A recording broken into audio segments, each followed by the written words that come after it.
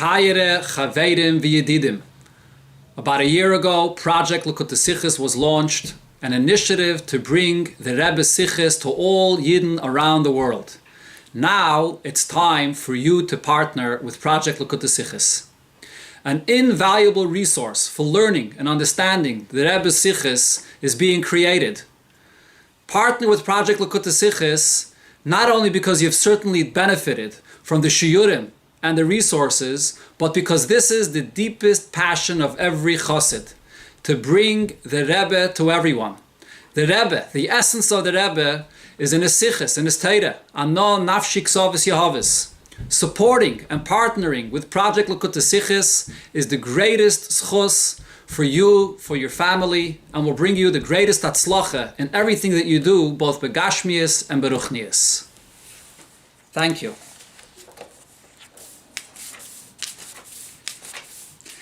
We learned this week Sicha Beis in Chelek Yud, Parshas Vayechi, on page 167. Alakoso vayikre Yaakov albana vayomer. Yaakov called his children, and he says to them, Hey osfu, gather. Va'agida lachem es sheyikre eschem ba'achris hayamim, and I will tell you what will happen in the end of days. Hikovtzu v'shimu v'goyme, gather and listen. Omru Razal, the Gemara says, Huva b'pirish Rashi b'shinuyim, also quoted by Rashi with some changes, kidlekaman sivches, and that the Rebbe will discuss later in the Sicha and Sivches. Bikish Yaakov legalis levanav keitz hayamin. Yaakov desired to reveal to his children the end of all days, when Mashiach is going to come. V'nistalka mimenu shchina, but the shchina was removed of him, and he did not reveal it to his children. V'tzarech lahavin. So the question over here is, minole shepirish hakosov shebikish Yaakov legalis levanav keitz hayamin. How do we see? How do we know that Yaakov desired to reveal to his children what's going to happen in the end of all times, the time of the arrival of the Geula? The simple meaning of what it says, that Yaakov speaks to his children, it refers to the brachas and what the things that Yaakov speaks about later here in this parsha. Yesh mefarshim, so there are those that explain, the proof is from the term achris hayamim, the end of all days. Shemuvana hu keitz hayamim, which refers to the end of all days when the Geula will come. Ukedemetzinu b'Tanach, we see this expression in different places in Tanakh as well. Sha'aloshon achris hayamim pirusha keitz hayamim. The meaning of achris hayamim is the end of all times when Mashiach will come. Aval kosher loymake. It's difficult to say that it's only the two words of achris hayamim that's the source of this pshat of Chazal. Aleph number 1, ein zu echocha maspika. The two words of achris hayamim is not enough of a proof. Kivin sha'achris hayamim loy b'chol makim pirusha keitz hayamim. Not always does achris hayamim mean the end of all times, the time of the Geula. Ukemai b'divrei Bilam matzinu lashon zu la'amcha ba'achris hayamim. Bilam there uses this expression of ba'achris hayamim u'medaber b'David, and he's talking about the time period of David HaMelech. So the words achris hayamim in itself cannot be the only proof. Beis ba'afilim noima shekan ba'achris hayamim kavanase lekeitz hayamim. Even if here achris hayamim is referring to what's going to happen in the end of all times, in the time of the Geula, ma'oi choche Yaakov bikesh legalois zeh lebanav. How do we know that Yaakov wanted to reveal to his children hainu lahidiyam masayia keitz hayamim, when will be the time of the Geula? Davar shalibo lepuma legalia. This is something which the Medrash says that it remains in the heart and it doesn't become uttered on the mouth. Even on higher levels above, this is something that the Nevi'im never prophesied about, and this is something that which remains concealed even on higher levels. So how could it be that Yaakov wants to reveal such a deep secret? Even if achris hayamim is referring to the end of all days, to the time of the Geula, can't we simply say, he wanted to share with them the occurrences of what's going to happen, as the pasuk says, different things that will happen in that time period after the Geula comes. Some of these things he actually did share with them later on in his words to the Shvatim, as Rashi later explains in the Parsha. So maybe B'achris hayamim over here means that there were other things that Yaakov wanted to say and he didn't end up saying. Gimel, Kiven Shepirish Zeh, Mevir Rashi, since Rashi quotes this Gemara, Shaleba El Pshute Shal Mikra, everything Rashi says is only for the simple pshat of the pasuk. Tzarech Loi Masha Kol Zeh Muchrach Gam B'Pshute Shal Mikra. So we must say that this is something that you can see in the simple pshat of the pasuk. How is that? V'habir B'Zeh, so the explanation here is as follows. Kiven Sha'amar Lahem He Osfu V'Agida Lachem Geimer Ba'achres Hayamim. First, Yaakov tells his children, gather, and let me tell you what will happen at the end of all days. Then he tells them a second time, gather and listen. So mochach, it's clear that Yaakov here is referring to two different things, and they're so different,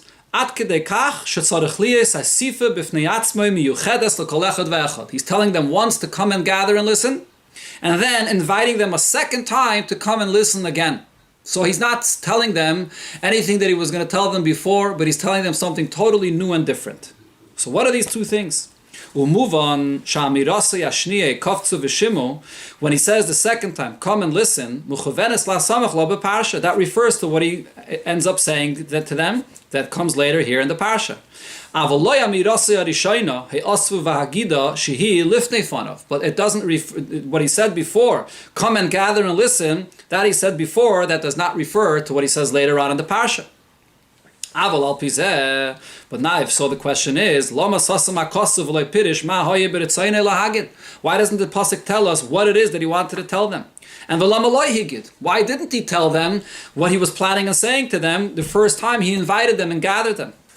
Therefore the Gemara says, Bikish Yaakov legalis levanav ketz hayamin, that Yaakov desired to reveal to his children when will be the end of all days. He didn't end up revealing this to them because the Shechina was removed from him. So therefore the Torah doesn't tell us what it is that Yaakov told them, because he didn't end up telling them anything. So then he again said to them, come and gather. He's gathering and inviting them again for something completely different. Not like the first time when he gathered them, where he's inviting them to listen, to hear what's going to happen where there's a special ashra of the Shechina that he was able to share this. And now there's something new that he's telling them, the brachas that he said to them, to listen. So you see here clearly in the pasuk that there was two things. There was the v'he'asvu v'agidolachem, and then there's the hikofzu v'shimu. So that's how we know that there's something else that Yaakov desired to tell them. He didn't end up saying it to them, and therefore the parsha doesn't tell us about what that is that Yaakov actually said. However, this still needs an additional clarification. Keifel haloshen shebekosov zeh, the fact that there's a double language here in the pasuk. Mashmiyenu, so that teaches us he wanted to tell him something, but he didn't end up saying it. And it's not mentioned there either. But from where is the proof?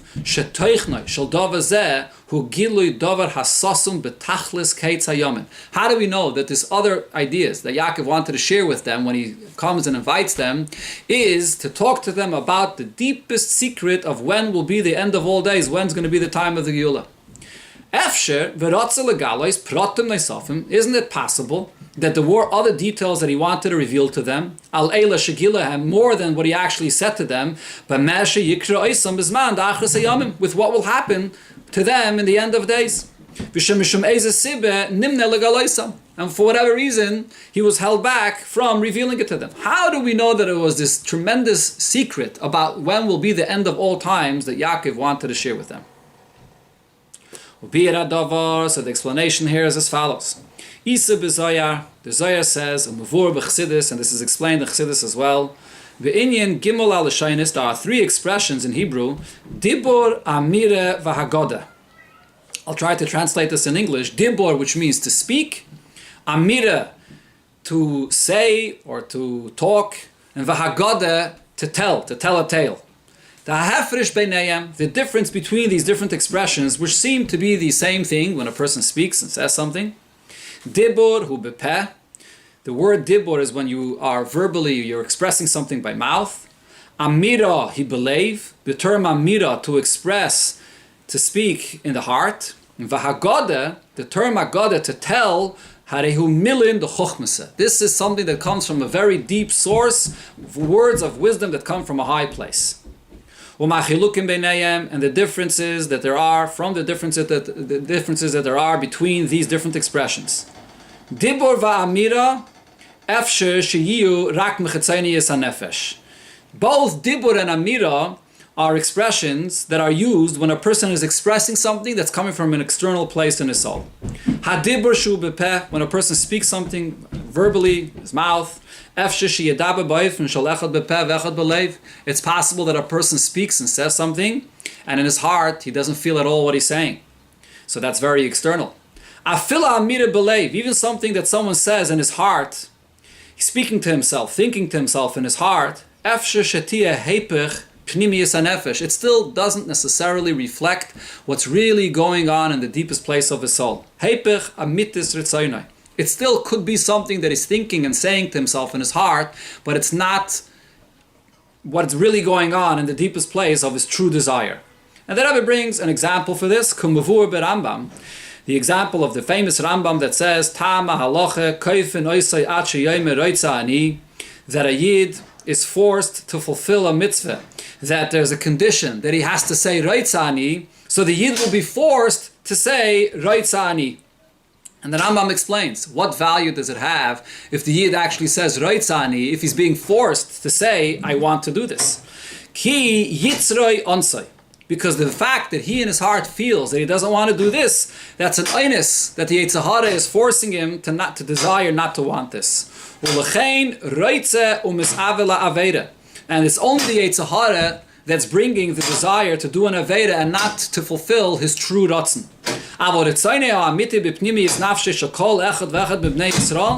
The true and inner desire of every single Yid is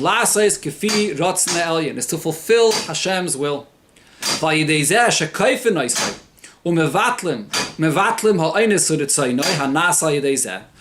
forcing the person to say Reitzani, you will annul the einus and the rotzen that comes about through this einus. And by saying Reitzani, he's actually expressing what the true inner will of the Jew is. So what's happening over here? The person in his heart has a desire not to fulfill this mitzvah. But that's not his true inner will. The inner will is much deeper than that, and that's what's being expressed when he says Reitzani. We can clearly see this in this case.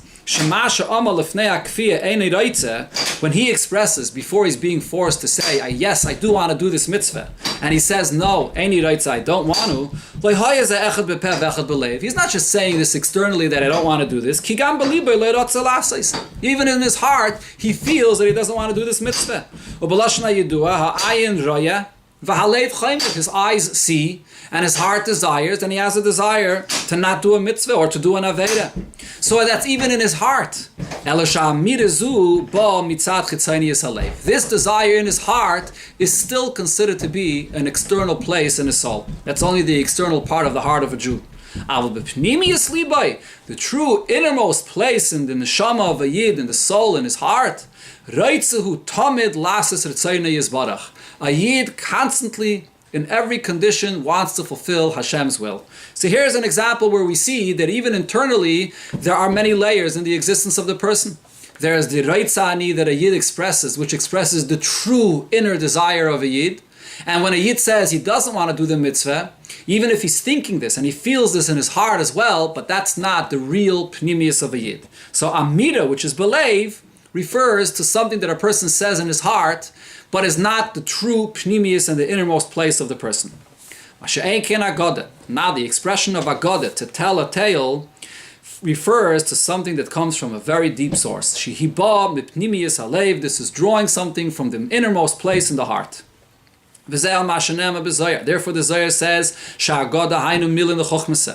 that Haggadah is an expression that's used to reveal secrets of the deepest wisdom. The Zohar there is referring with the words of wisdom to the secrets of Torah. And it's the deepest secrets of Torah that awaken and bring out and reveal the deepest secrets and the deepest places in the neshama of a Yid. That's what the term Haggadah means. The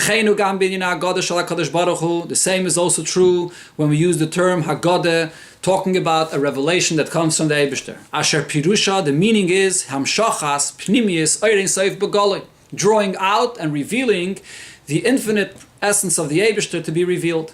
As the Gemara, as the Medrash itself says regarding the Aggadah, which are the stories that you find in Chazal, do you really want to get to know the Eibishter that created the world? Learn the stories in the Torah. From this you will come to recognize and know the Eibishter that created the world. In the stories of Torah, which includes, of course, also all the deep secrets of Torah, you have over there revealed and expressed the deepest essence of the Eibishter. So coming now back from this to the expression that it says here in the pasuk, Va'agido lachem. Yaakov says, "Come, my children, gather and listen to me, and I will tell you." What's the term he uses? Va'agido, not dibur and not amira. So b'zeh yuvan shebeva'agido gufem merumiz shebikish Yaakov lahagid. Over here, when Yaakov uses this term va'agido, this hints to the fact that Yaakov wanted to reveal a very deep secret. Legadles labanov inyan pnimi biyaser, something that's very deep. Keitz hayamin, the end of all time, the time of the Geula. Shein yonei hu agilu shel tachlis hasasim va'apnimi.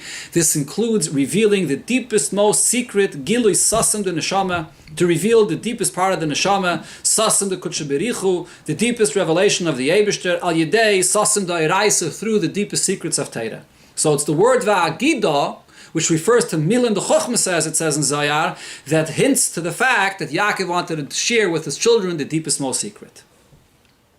However, now we still have to understand the precise wording of what the Gemara here says. The Shechina was removed from Yaakov, and he couldn't reveal the secret. Who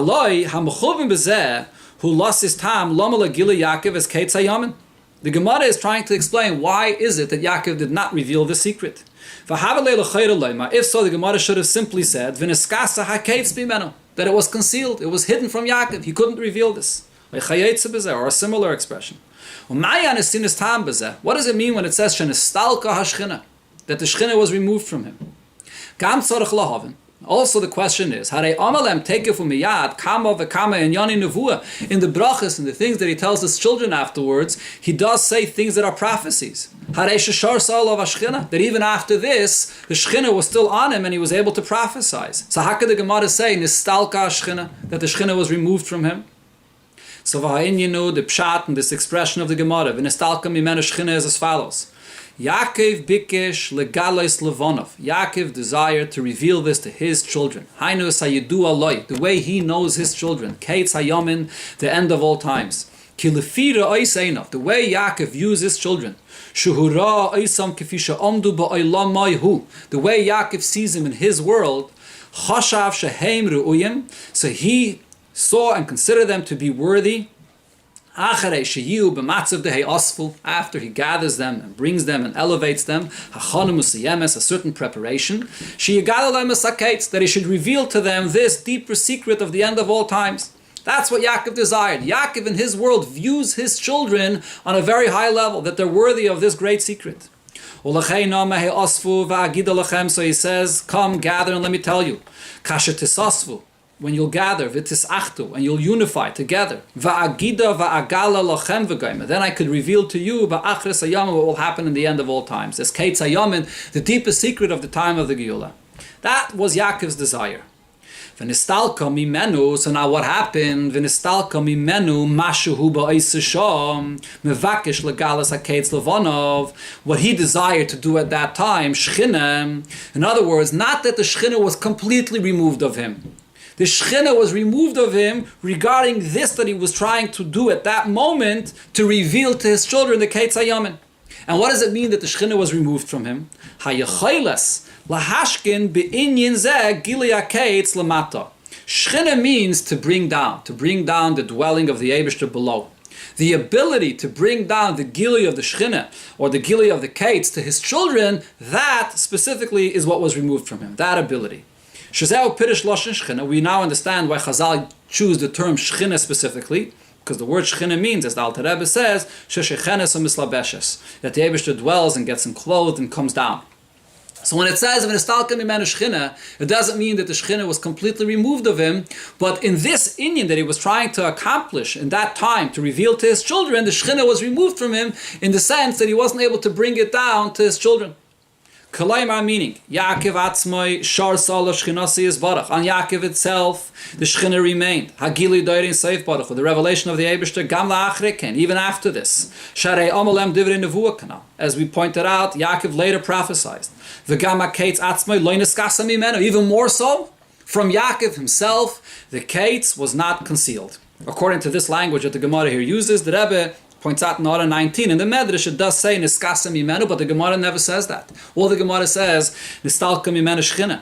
Elo shenistalka hashchina, which is inyan hagilu lemato shel b'chinas hakates. The ability to draw down and to reveal this to his children, that was concealed from him. Yaakov thought he can elevate his children and they can be on his level in his world. He viewed them being in his world and he could share with them the gili of the kates like he sees it, but when he came to reveal it, he had to bring it down to them on their level, and that ability it was taken away from him.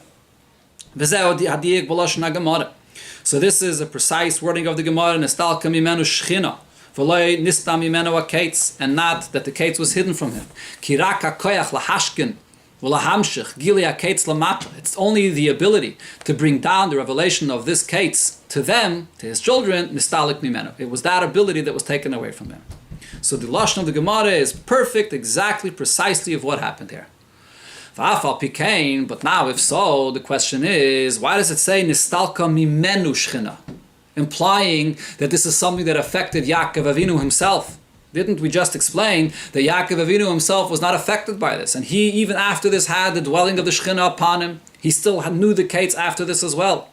So, Afal Pikein, it Gishu Chazal B'Lishainam, V'nistalka Mimenu Shechina, that the Shechina was removed of him, of Yaakov himself. Af Shesilika Shechina Ha'amor Re'inyi Shenegei L'Chayre Rak L'Shvatim. This only affected the Shvatim.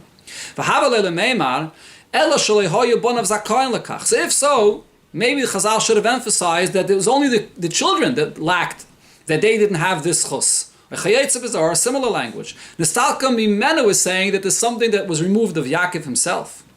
So the explanation is, Zeh gufa, she'ein bonav ru'uyim l'gilei hakates. The very fact that now Yaakov sees that his children are not worthy of hearing what's going to happen in the kates, this deep secret that Yaakov thought that he could reveal to his children, Paul Yeride Gambe Yaakov. This itself brings a Yeride, it brings Yaakov down from the level that he was on. Al derech shemitzinu b'Moshe Rabbeinu, we find an example for this by Moshe Rabbeinu, by the Chet HaEgel, she'amaloi HaKadosh Baruch Hu, the Eibishter tells him, Lech, reid migdulascha, go down from your greatness. Klum nasati lecha gedula, ele b'shvil Yisrael. Your greatness is for the Yidden, for the purpose of the Yidden. So if the Yidden are not the way they should be, this caused the Yerida in Moshe himself. And the same over here, although Yaakov on his own remained on his level, remained with the Shechina, and remained with the knowledge that he had, however, the fact that he can't share it with his children, that in itself is a Yerida for Yaakov as well. And therefore Chazal say, Nistalka mimenu, that this caused the Yerida in Yaakov himself. Omnom al pizei ne move on. But now, if so, the question is, why does this happen? Why does the Shechina and the ability to share this information of the deepest secret of the kates removed of him when he desires to share it with his children? Kivish matzav shel Yaakov toli b'matzav bonov. Yaakov's matzav is dependent on the matzav of his children, on the level of his children. In Cain, lama nistalka mimenu shechina rak la'achrei shebikesh legalis hakates. Why is this ability removed of Yaakov, and this Yerida occurs to Yaakov after he desires to share it with his children? His children were in this condition that they were not worthy to hear the secret of the case even before. The example we brought before from Yidden and Moshe, so the Yidden were on a high level to receive from Moshe Rabbeinu, and then they sinned. Chet Egel. So that brought the Yidden down, and also brought Moshe Rabbeinu himself down. But over here by Yaakov, his children, it turns out, were never worthy of hearing this tremendous secret. So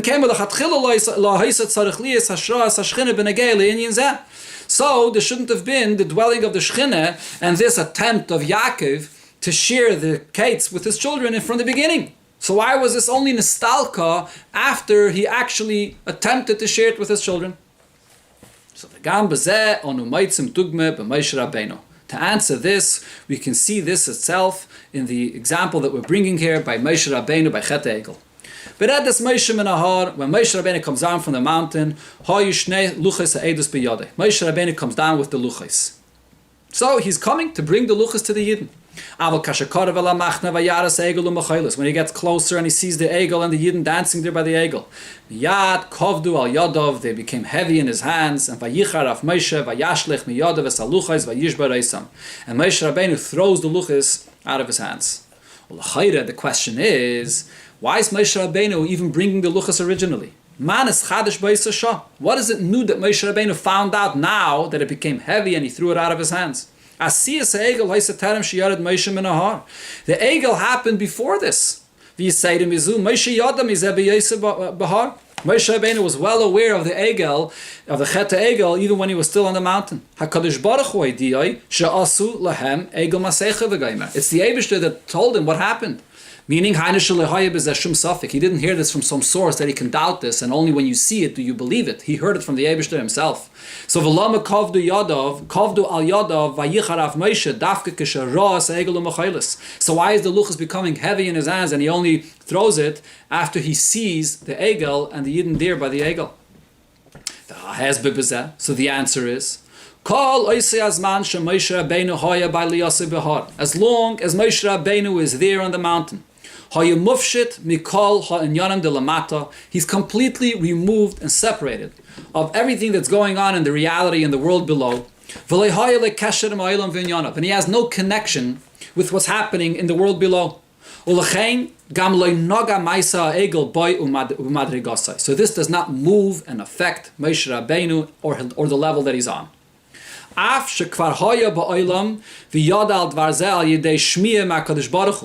he heard of this from the Eibishter, and he knew that this happened, however, being in that reality in Shamayim, on the mountain, it doesn't move him, it doesn't affect him. He's removed from it, he's in a completely different place. When he comes down from the mountain, and now he comes in direct contact with this reality and he sees it firsthand, he descends below. Now this moves him, this affects him. Only then does it bring him down, and Moshe Rabbeinu himself experiences a yiride and he throws down the luchos. So the same could be explained over here regarding Yaakov Avinu. Even before Yaakov called and gathered his children, they were not worthy of this revelation of the time of the Ketz. Nevertheless,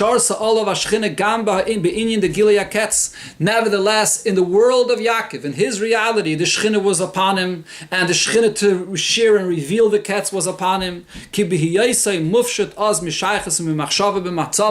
Yaakov, being in his own reality, in his world, separated and removed of seeing their condition for what they are in their world, this did not affect him. The level that his children are on, that they're not worthy, did not move him, did not affect him. When he asked to actually come down and reveal the secret, to bring it down to their level, to his children, so then, here is where he has to go out of his world and create that relation, to share it to his children, to come down to their level. This is the time when he's not able to share it to them, and now it brings about the yiride even in him himself, that he's not able to share it with his children. Like we see that it happened by Moshe Rabbeinu. However, the Rebbe says, it seems like what happened over here was an attempt that Yaakov made, and it failed, and that's it. And there's nothing else that's written in the Torah about this, and there's no effect from this for any future generations. So, this is not the case. Since this attempt that Yaakov made to come and share with his children about the time of the Kates is written in the Torah. Move on. The fact that Yaakov desired to reveal this, it definitely had an effect, gam lamata, even in the world here below. This is something that the Torah tells us about.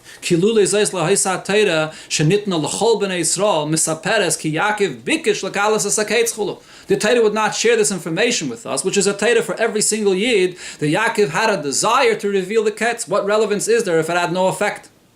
And even without this, it's also understood that what Yaakov attempted to do definitely had an effect. A desire of tzaddikim does not go empty. And definitely Yaakov's desire had an effect. And for this as well, we have an example from Moshe Rabbeinu. And here the Rebbe adds, B'chlal, Moshe v'Yaakov in Yonim Echad. Moshe and Yaakov are both this one and the same. Elish Yaakov Mulabar or Moshe Mulagav. As it says in the Zohar, Yaakov is on the outside and Moshe is on the inside. They're both an internal and external of one and the same level. V'negei Moshe Rabbeinu Nizbayr. Regarding Moshe Rabbeinu, it says, Ki al yidei tfilosei. When Moshe Rabbeinu davens, ve'eschanan goyme ebrono ve'eres ha'oretz, say, I want to go into Eretz Yisrael and see the land. What was the purpose of Moshe Rabbeinu going? And it specifically says that he wants to see the land. B'chtei lifol b'bnei Yisrael, inyin ha're'iyeh be'alakus. It's because Moshe Rabbeinu didn't want to enter into the land for his own sake. It was for the sake of Yidden, to elevate Yidden to see godliness in the land, to come to bring them to the level of Re'iyah. Paul, so Moshe Rabbeinu did accomplish this, even though he never entered into the land. He brought down this level of Re'iyah, of seeing, Elokus, b'derech makif, on a makif level. Bringing down this level of seeing Elokus internally on a deeper level, that he did not accomplish. After this, he speaks to Yidden, he says, Shema, listen, which means, internally, they're only able to access the level of Shmiya to listen, to hear. Moshe Rabbeinu was successful. What he attempted, what he davened for, was successful, that on a makif diga level, he was able to draw down the level of Re'iyah, of seeing Elokus for all Yidden. So this is by Moshe Rabbeinu. So we see that Moshe Rabbeinu's tefillah had an effect. Similar we could say regarding Yaakov, which attempts to reveal the deepest secret before he passes away, similar to Moshe Rabbeinu before he passed away. Although the Shechina was removed of him, and therefore when he gathers them a second time, here he uses the term shimu, similar to what it says by Moshe Rabbeinu, listen, and the level, the secrets that he wanted to reveal to them, he wasn't able, yet, the very fact that he gathered them and he says, I will tell you, Yaakov gave the power to his children and to his descendants to the end of all days. That Yidden should come to this level of revealing the Ketz on a makif level. As the Rebbe pointed out, the concept of Gilui HaKetz is revealing the deepest level of your neshama, the deepest connection you have to the Eibishter. So this connection, this deepest level, was given to every Yid, the koyach, to be able to reveal this, which is an Avedis Hashem b'ofen shel cherus me'umas ha'olam u'meyetzer hara. The ability to serve the Eibishter with absolute freedom, without any disturbance of any nations of the world or of any yetzer hara, to come to the deepest place of your neshama. So this definitely had an effect, and Yaakov was successful in giving this koyach to all of his descendants in all generations. This is the conclusion of the Hezber of this Gemara in the Pshat of Bikish Yaakov Legalis HaKetz Labanov. Bikish Yaakov Legalis Labanov Ketz Hayamim V'nistalka Mimena Shechina. The Rebbe explained over here beautifully the desire of Yaakov and why it wasn't fulfilled. What it means in Nistalka Mimenu Shechina. The Shechina wasn't completely removed of him. The ability to share to his children, to bring it down, was removed. But yet, Yaakov's desire had an effect, as we've explained there in the Sichos. Now, the Rebbe comes back to the Rashi in this week's Parsha that also quotes this Gemara, but quotes it with changes. And here, very bekitzer, the Rebbe points out the Pshat and the Rashi. V'pirish Rashi b'Parshaseinu. When Rashi quotes this Gemara, Gimel Shinuyim B'Loshen Hashas. There are 3 changes from the way it's said in the Gemara. Aleph, Hishmit Tevas Labanov. Rashi leaves out the word Labanov that it says in the Gemara. Beis, Hishmet Tevis Hayamin. Rashi leaves out the word Hayamin. He just says Bikesh Legalis Haketz. Gimel, Meisif, V'Hischel Oimed Dvarim Acherim. And Yaakov began saying other words. Why is Rashi adding this? Ubezegam Kosha. And the fact that Rashi adds this, the question is, Aleph, my kamashmalan. What's Rashi explaining with this? Beis, my ha'arichas v'hischel oimer. That there was a new beginning. What does this mean? That Rashi is emphasizing that there was a new beginning in what Yaakov said. The way Rashi quotes the Gemara is precise, and this is what fits into the pshat of the pasuk, which is Shittas Rashi b'Pirushe ala Torah, which is the way Rashi explains everything in his Pirush ala Torah. Ubekitzer, so in very short, to answer these questions as follows. Aleph, number 1, Pirush Rashi ba ala teves v'agid lachem. The pshat of Rashi here is on the words v'agid lachem, and I will tell you, which is his children. So it's not necessary for Rashi to quote the word Labanov, which the Gemara quotes. Beis, Hachiluk the Keitz Hayomim, the Keitz Hayomin. There's the Keitz Hayomim, the end of all days, and Keitz Hayomin with a nun, which could also have a different interpretation. Keitz Hayomin could also be read Hayemin, which means the right side, a revelation that comes from the right side of the Eibishter, a great revelation. So they don't necessarily have the same meaning. This is not relevant for Rashi in the pshat of the pasuk. Therefore, Rashi just says that he wanted to reveal the Kates, the time of the Geula. And even in the Medrash as well, when it says this, it only says Kates, it doesn't say Kates Hayamin. The Kol Shekem b'Pirish Rashi b'Pshuta Shel Mikra, so therefore Rashi doesn't quote the word Hayamin.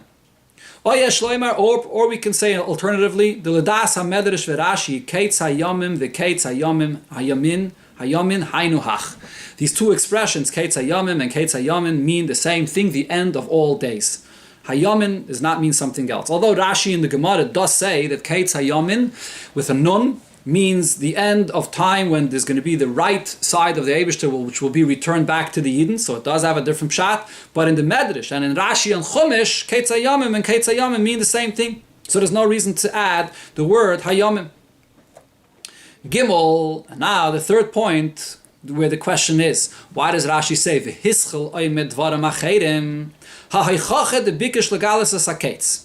The proof that we have in the pshat of the pasuk that Yaakov attempted to reveal the secret of the ketz. So before we explain where do we see that Yaakov wanted to reveal such a deep secret, it's because the term va'agida, Haggadah, refers to a very deep secret. As it says in the Zoya, Mil l'chochmese, words of wisdom, ein lo makom al derech hapshat. That cannot be the source of Rashi in the pshat of the pasuk. This is not Rashi's source. V'im kein kosher kanal seif sif beis. If so, our question remains: Minal le chiddush zeh. From where do we see that there was something so deep that Yaakov wanted to reveal? Isn't it possible that Yaakov wanted to share additional details of what's going to happen in the end of all days, in addition to details that he said later? In other words, even if we're going to say that because it says here ba'achris hayamim, so it's clear that Yaakov attempted to reveal something about the end of all time, the time period of the Geula, but how do we know that he wanted to reveal this deepest secret of achris hayamim? Maybe there was just additional details describing what's going to happen l'asad lavai. He already revealed some of them later in his prophecy, and there was other details that he wanted to also share together with what he said later. L'chaim pirish Rashi. So therefore Rashi emphasizes and says, Lachrei shehetik va'agido lachem. After Rashi brings the words of the pasuk where it says, va'agido lachem, Yaakov says, I want to tell you something. I want to tell you something. And shalom atzinu hemshach lezeh. And then you look in the pasuk and you don't see any follow-up. There's no continuation of what it says that Yaakov says, I want to tell you something. This that he tells them afterwards. What he says later is something completely new. There's no relation with what he attempted to say to them first and what he ended up saying to them later. Two totally separate things. That's what Rashi is emphasizing over here. So even though you may think that it says Achres Hayamim, he wants to tell them something about Achres Hayamim. Oh, so we see later he spoke to them also things about Achres Hayamim. So perhaps what he wanted to say to them now is also related to Achres Hayamim. So therefore Rashi emphasizes no. Two separate things. What he attempted to say now, the Torah doesn't say anything about. There was no hemshech to that. What was said later is not a follow-up for what he attempted to say earlier. He began a new thing. What he said later, there's no connection. The fact that what he said later is a new beginning, that's understood in the pshat of the pasuk. It's not necessary for Rashi to explain this. As we pointed out in the beginning, that Yaakov says again, he kafft zu goyme. Gather, come, kanal sif beis. So Yaakov is saying something completely new. So according to Rashi, it's clear that Yaakov is saying something about Achres Hayamim, because it says here in the pasuk Achres Hayamim. However, what about Achres Hayamim? Not anything in relation to any of the prophecies that he said later about Achres Hayamim, because that is not related to what he said now va'gida. There was no hemshech. What he says now, what he attempted to say now was one thing, and what he says later is something totally different. Umemele, what is it that he wanted to say now? The deepest secret of the Ketz, and that's something that has no hemshech, and that's what he said later was something totally different. That's in the pshat, in Rashi, in Pshut Shel Mikra, of the way Rashi presents this Maimon Chazal. V'zui gamay rab avidiseinu anu. So now the lesson that we take out from this Maimon Chazal is as follows. There are those that look and make a calculation regarding the generations, how the generations are getting less and less as far as the stature and the greatness of the people and their ability to serve Hashem is going lower and lower. So they say to themselves, how is it possible? Our generation, which can be compared to a generation like people that have no father. And we are the ones that are going to be deserving to the revelations of the upcoming Geula. Earlier generations that were so much more worthy, seemingly, did not merit to these great revelations. It's our generation that's worthy for these revelations. Over here the lesson is when Yaakov desires to reveal this secret to his children, this has an effect. This does empower all Yidden in all times. And specifically, it empowers Yidden in a time period of darkness when you see a siluk of Shechina, where you don't see a revelation of the Shechina. That's really what Nistalka Mimenu Shechina means. Not only referring to Yaakov himself, but referring to a time period of Siluk Shechina, V'adle, Siluk, V'helem, Hayesa, Galusha, B'dereinu Zeh, the greatest Helem, the greatest concealment that we experience in our generation, Kasha HaChayshech U'Kafulu Mechuppel, when there's such a double darkness, Ashagam Achshav, that even now, Yeshnei HaKoyach HaTmidi Lifoil, everyone has the constant ability to affect that in any moment to bring down the revelation of Mashiach. So this is a completely new way of reading the Rashi. Bikish Yaakov legalis lebon of Ketz Yamin. Yaakov desires, and the desire of a tzaddik is fulfilled and has the effect to reveal to his children the Ketz Hayamin, to have the ability to bring down the Geula, v'nistalka mimenu Shechina. In the time when there's a Siluk HaShechina, he's drawing it down into that time period of the Siluk HaShechina. That's what Yaakov accomplished. Ube'emes, and the truth is, the argument people make that our generation is definitely not worthy. This itself is the greatest proof that we've actually arrived to the time for the revelation of Mashiach. The Gemara clearly says, Mashiach will come at a time when all people's attention will be diverted from Mashiach. What does this mean? When we will be living in a time period, no logic will say that it's possible that now will be the time of the Geula. It seems like it's not a time that it's possible at all.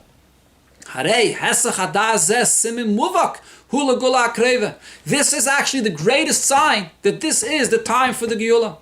How do we know that this is the pshat of Hesach Hadas? Maybe Hesach Hadas simply means that we take our mind and our attention off Mashiach when a person is not thinking about Mashiach. How do we know Hesach Hadas means a time period that it seems unlikely for Mashiach to come? It doesn't mean, Chazal are not saying, God forbid, that a person should not be thinking constantly and awaiting the coming of Mashiach. That it should be Hesach Hadas, a person should divert his attention away from Mashiach. On the contrary, a great foundation in the Amunah of Yidden is not only to believe in the coming of Mashiach, but to await the coming of Mashiach. So rather, Hakavana, when Chazal say that the time of Mashiach is when it's Behesach Hadas, not looking at the fact that the person looking logically does not see any room for this being the time worthy for Mashiach to come. We believe, and here we come to a deeper pshat in Hesach Hadas, that we believe that Mashiach comes in a time of Hesach Hadas, meaning in a time when the Yidden are steadfast in their amunah, which is higher than Seichel, and